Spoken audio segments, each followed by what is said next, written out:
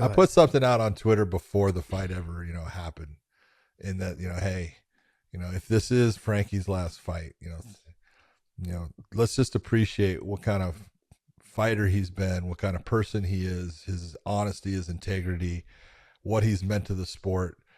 And dude, I actually had tears in my eyes when he got knocked out. I mean, it broke my heart because I just wanted him, and I didn't care if he won. I cared that he was able to go out and compete and be effective. Just go out and be able to, say, hey, man, I gave it everything.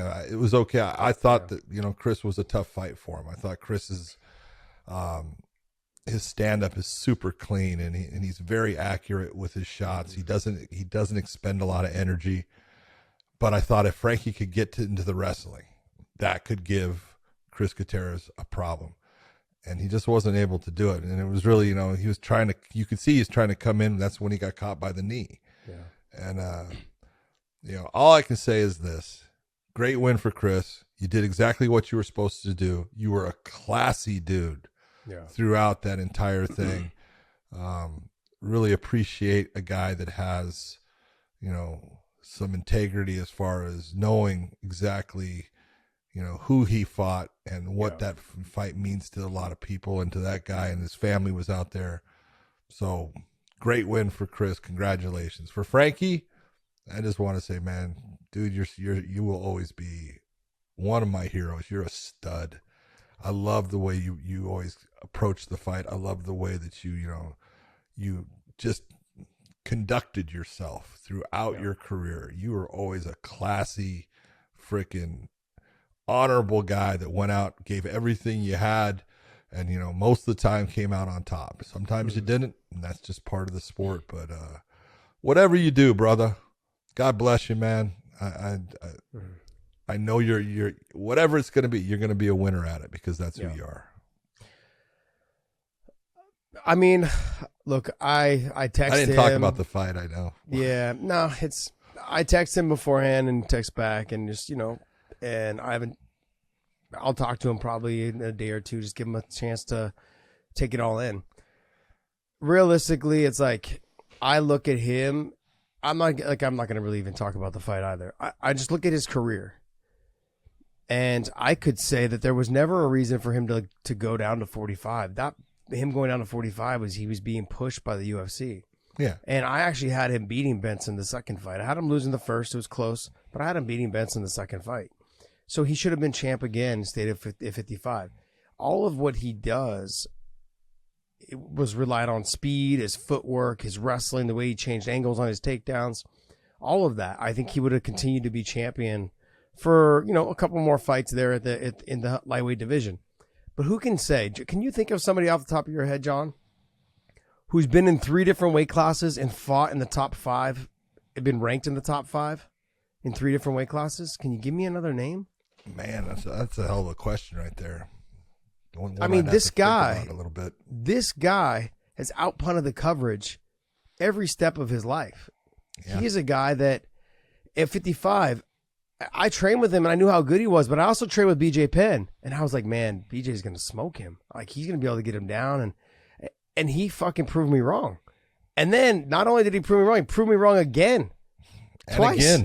And again, and just kept doing it. I'm like, okay. And then I also had some training, a little bit with Gray before he had fought Gray, and I was like, Gray maybe he's going to outmuscle him, potentially going to catch him on the feet. Sure enough, he caught him on the feet, but then Frankie dug deep and was able to come back and get a draw. Then they fought again, and then Frankie came back and beat him and put him away.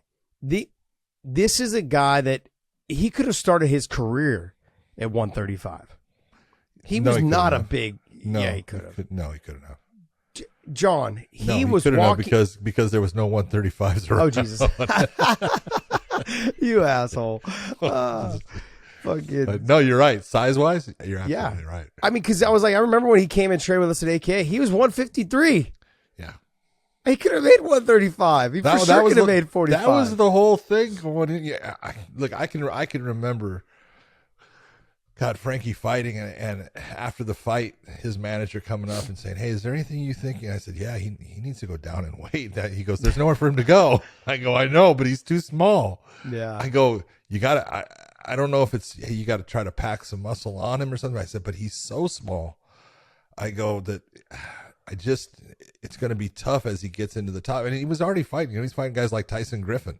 Yeah. I mean, wasn't like he was fighting bad fighters. He was fighting studs. Yeah. And I just looked and I said, he's talented, man, and he's got speed on his side. So he's, I wasn't worried about his speed, but yeah, he was so small. I think one time I knew he cut 1 pound away. He said, he goes, yeah, I had to go skip some rope to make sure that I made weight. I was like, oh my God. Well, but it was an advantage to him too. It really was. See, I had never met Frankie, and then I had watched his Tyson Griffin fight, and I became a fan. Could you imagine Frankie against Tyson Fury? It's like Josh versus Big John. Oof. Oh, geez. So it I fair. watched that fight, and I was like, who in the hell is this guy? This kid never stops. Never stops. Just a goer. Yeah. This kid does not stop. Scrambles, wrestling, transitions, submissions. It was nasty. I was like, wow, this kid's good. And then literally like a month or two later, he's at AKA training.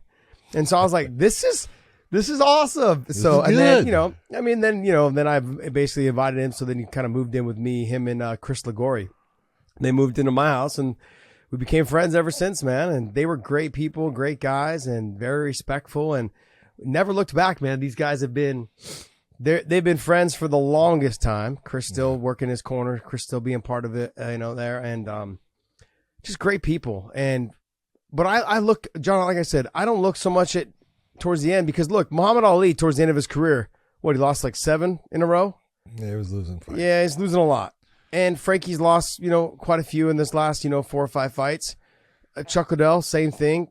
Randy Couture, kind of in that mix there. But unfortunately, it is the way of the fighter. When you have someone first off, you have someone that's a good fighter throughout their career. The promotion keeps on saying, "Yeah, well, we'll give you another fight." Yeah, but we're going to give you some. They can't. And it's like they can't give them someone. A lot of people thought I heard people talking, and I was like, you don't know who Chris Gutierrez is.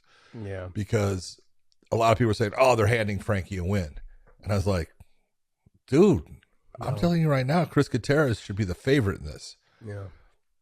I said, this guy's a stud. I said, and it's the old thing of, look, Frankie makes a lot of money, and they're not going to just give him a win. Yeah. They're not going to. They're going to say, hey, you make a lot of money, you're going to have to fight someone real, because either you're going to get a win, or we're going to get someone that gets a win over you, and we can use that. Yeah.